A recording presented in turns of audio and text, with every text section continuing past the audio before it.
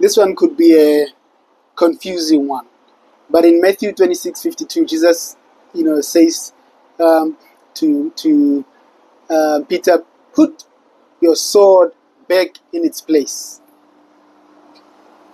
Now, zealots believed in violence, and they believed that we are allowed by God to resist in violence if it means, we protect holiness. And I'm saying it's a tricky one because, when you read through the Old Testament especially, there is a lot of violence happening, people getting killed and all that. Let me just say this now. God does not delight in violence. Of course, there is, killing and all kinds of things in the Bible, but God does not delight in violence. Okay? So we have got to reject violence as Christians. Today, many Christians justify war. Why? Because they are wrong and we are not.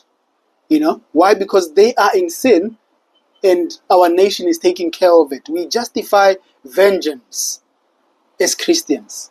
Why? Because it's justifiable. Because it's the right thing to do. Right in whose eyes? Okay, we have got to reject violence as Christians. Why?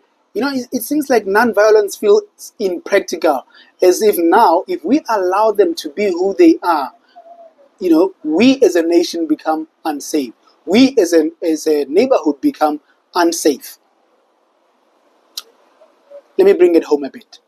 It would be very easy, I guess even for me, to feel like if someone breaks into my house and I do something to hurt them, I'm just protecting my family and I.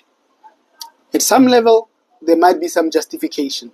But as a Christian, that is not acceptable. We can argue about this all day, but that is not Christ's way. Jesus Christ's way was peace. Peace. That was his way. Because you see, sometimes we're just simply addicted to power. We are addicted to protecting ourselves, and we forget that we are actually protected by God. Or at least we should be. Our protection should be coming from God. Now, on a practical level, sometimes God does allow, misfortune to happen. Jesus himself was put on the cross, crucified. And if you think, read through it, that was a very cruel way of putting somebody to death. Jesus went through that, every single bit of it, every pain, and he died on the cross so that you and I can receive his salvation. Could he have done it anyway differently? Of course, he is God. He could have. Did he have to go through the pain? I don't know. I don't think he had to, but he chose to. He chose to allow it to happen. He chose peace. As a Christian, choose peace.